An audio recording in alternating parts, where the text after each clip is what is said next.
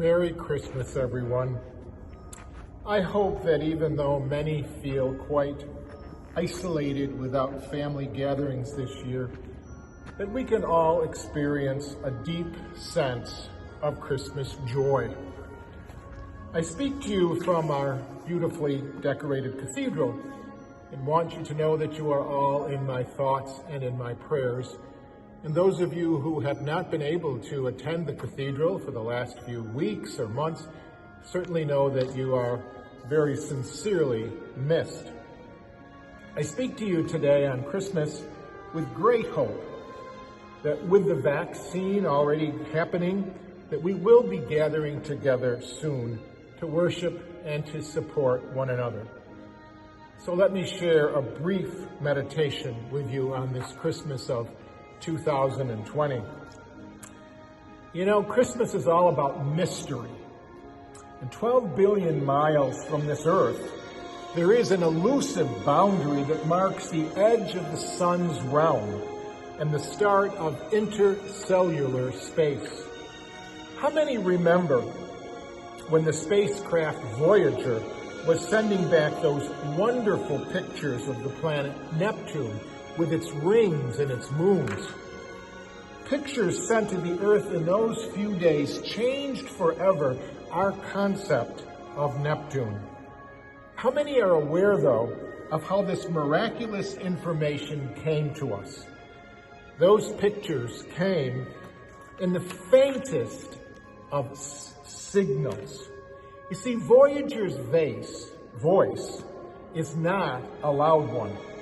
Only 22 watts.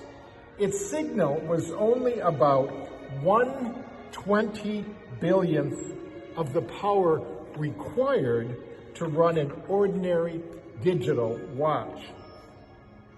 After Voyager was launched, the receiver was hooked up to a dozen or so giant signal receiving dishes out in New Mexico, capable of receiving a signal from space as weak as 12 billionths of a billionth of a billionth of a watt.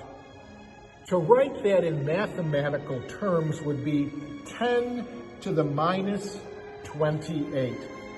By any standard, that is hardly even a whisper. But that whisper was enough, because that whisper changed our understanding of the cosmos, and it will never, ever be the same again. What an amazing whisper.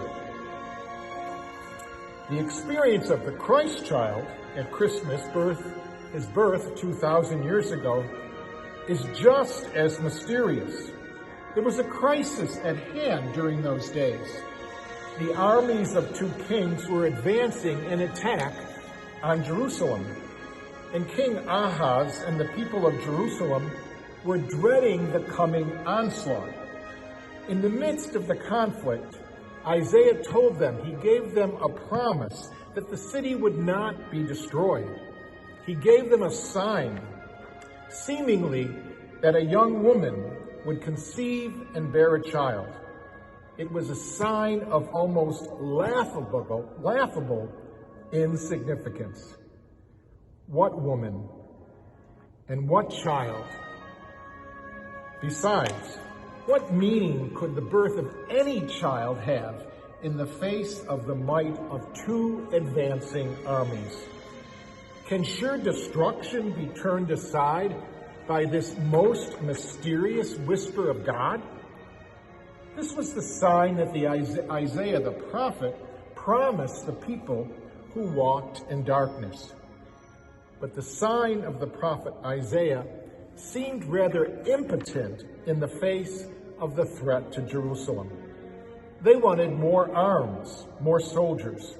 Of what use was the birth of an infant, powerless to even behold a weapon?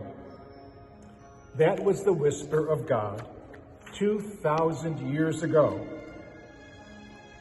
And a small, defenseless child changed our history, even more than those pictures sent to us by the Hubble telescope.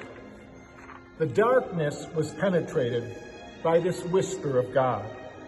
So this Christmas, we are challenged to hear this whisper of God at this point in our history, when our world is ravaged by division and an overwhelming pandemic.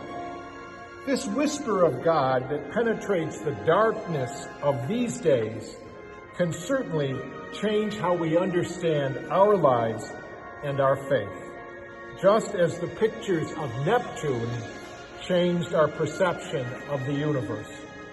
The people who walked in darkness have seen a great light. Our darkness is penetrated by this whisper of God.